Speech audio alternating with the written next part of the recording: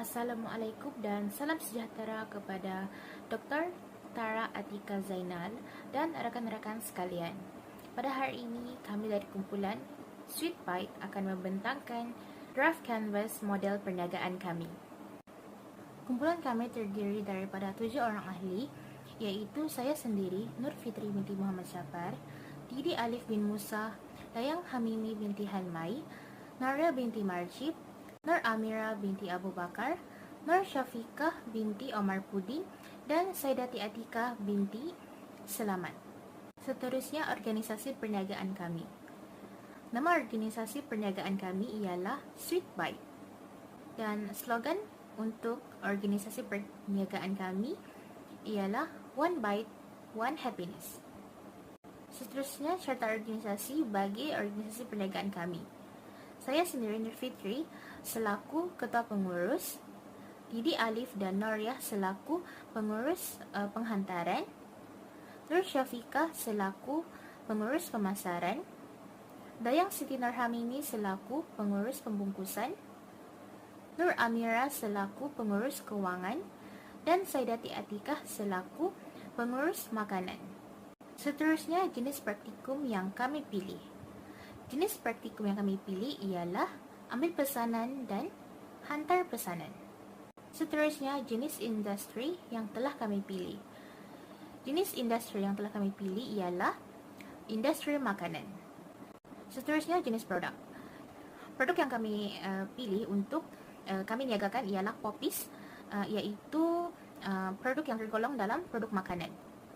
Kami sepakat untuk memilih popis sebagai produk perniagaan kami kerana bahan-bahan untuk menghasilkan popis mudah didapati. Seterusnya, digemari ramai khususnya dalam kalangan pelanggan sasaran yang telah kami tetapkan, serta kami berpengetahuan dalam membuat atau menghasilkan produk perniagaan tersebut. Seterusnya, tawaran nilai. Produk kami sememangnya memberi peluang kepada pelanggan yang ingin menikmati popia pisang sehat dan menepati cita rasa mereka. Tambahan pula, harga yang dikenakan sememangnya berpatutan, tidak seperti mana-mana tawaran yang dikenakan oleh perniagaan lain. Seterusnya, segmen pelanggan. Dari aspek demografi, pemilihan pelanggan kami melibatkan pelajar lelaki dan pelajar perempuan, dan kaki tangan lelaki serta kaki tangan perempuan dalam Universiti Malaysia Sabah, UMS. Oleh itu, bagi pelajar lelaki atau pelajar perempuan ini, berkemungkinan sosioekonomi mereka ini berpendapatan sebanyak RM500 hingga 1000, manakala kaki tangan pula berkemungkinan berpendapatan sebanyak 8,000 ke atas.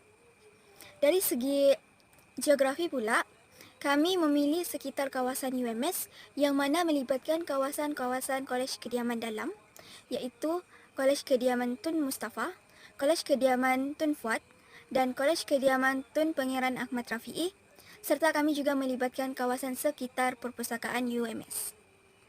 Manakala akhir sekali ialah fiskografi, pemilihan pelanggan kami ini melibatkan individu yang meminati makanan manis, dessert lover. Seterusnya adalah saluran pemasaran.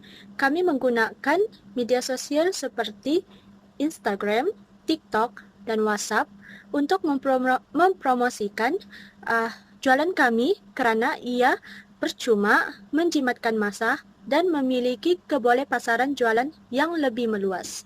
Selain itu, kami turut menyediakan perkhidmatan COD kepada pelanggan yang tinggal berdekatan dengan UMS ataupun Kota Kinabalu. Seterusnya ialah perhubungan pelanggan. Kami sememangnya akan menggunakan pakai media sosial sebagai salah satu rangkaian untuk mempromosikan produk kami. Sebagai contohnya, kami akan menggunakan aplikasi Instagram, WhatsApp dan juga TikTok untuk mempromosikan produk tersebut. Yang kedua, kami akan menjalankan jualan secara langsung, di mana kami akan berniaga secara bersemuka dengan pelanggan. Contohnya, festival makanan yang dianjurkan di setiap fakulti dan juga kolej kediaman di UMS. Yang ketiga, kami menawarkan lucky draw ataupun lucky spin dalam setiap pembelian, di mana pelanggan yang bertuah berkemungkinan akan mendapatkan diskon harga dan juga free gift. Yang terakhir ialah poster. Poster akan dihebahkan di dalam media sosial dan juga akan ditampal di kawasan UMS bagi memudahkan pelanggan untuk menghubungi kami sekiranya ingin melakukan penempahan awal. Justru itu pendekatan yang kami guna ini semestinya membolehkan komunikasi antara pelanggan dan juga peniaga kami sendiri untuk mengekalkan hubungan yang baik.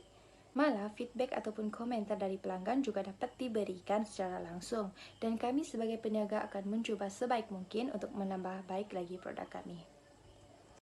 Halo, nama saya Setati Atika. Saya akan menerangkan tentang rekan niaga. Rekan niaga adalah rangkaian utama bagi pembukaan yang bertujuan untuk menjayakan model perniagaan yang akan dilakukan. Seterusnya adalah sumber utama kumpulan kami bagi mendapatkan bahan mentah adalah supermarket Bataras yang terletak di 1B atau One Borneo. Hal ini karena lokasi 1B berhampiran dengan tempat tinggal kami. Dalam masa yang sama, Bataras juga menawarkan harga yang berpatutan, mudah didapati dan sangat berbaloi. Contohnya seperti kulit popia, cheese, dan coklat masakan. Selain itu, kami juga mendapatkan bahan-bahan atau barang-barang packaging daripada DIY dan EcoShop karena harga yang murah dan dapat menjimatkan kos. Walau bagaimanapun, kumpulan kami juga akan menggunakan bank sebagai rekan niaga utama. Hal ini demikian karena ramai pelajar yang menggunakan kode QR sebagai tempat pembayaran utama karena lebih menjimatkan masa pelajar. Selanjutnya, aktiviti utama kami dalam perniagaan produk kami. Yang pertama, pembelian bahan, iaitu kami membeli bahan-bahan keperluan perniagaan daripada pembekal kami. Yang kedua, memasak, iaitu bagi menyediakan makanan kepada pelanggan. Yang ketiga, pembungkusan, iaitu dalam kaedah pembungkusan pula kami menggunakan box, plastik dan turut menggunakan stiker. Yang keempat, dalam aspek promosi, kami menggunakan media sosial seperti TikTok, Instagram, WhatsApp dan poster. Setelah itu, selepas menerima tempahan secara online, kami juga menyediakan perkhidmatan penghantaran makanan, iaitu dengan menghantar produk jualan di area UMS. Seterusnya, sumber utama perniagaan. Sumber utama yang pertama ialah modal. Modal bagi perniagaan ini diperolehi daripada semua ahli organisasi Sweetbite. Sumber utama yang kedua ialah sumber manusia. Bagi sumber manusia, seramai 7 orang ahli jawatan kuasa organisasi Sweetbite akan menyumbang tenaga dan idea serta juga para pembekal dalam menjalankan perniagaan ini. Sumber utama yang ketiga ialah kemahiran pekerja. Ahli organisasi Sweetbite berpengetahuan dan berkemahiran dalam menghasilkan atau membuat produk jualan yang telah dipilih. Dan sumber utama yang terakhir ialah resepi. Ahli organisasi Sweetbite mendapatkan resepi produk jualan sepenuhnya daripada internet. Yang seterusnya iaitu struktur kos. Kami mengambil kira tentang modal, kos bahan mentah, kos pembungkusan dan pengangkutan. Modal iaitu pembelian barangan keperluan bagi menjalankan perniagaan antaranya plastik pembungkusan serta bahan-bahan masakan. Yang kedua iaitu kos bahan mentah. Kos bahan mentah merangkumi pembelian bahan mentah serta bahan-bahan masakan seperti minyak, kulit popia, pisang, Nutella, Oreo, dan cheese. Kos pembungkusan pula iaitu pembelian bahan seperti plastik dan kotak makanan untuk proses pembungkusan produk kami. Yang terakhir iaitu pengangkutan.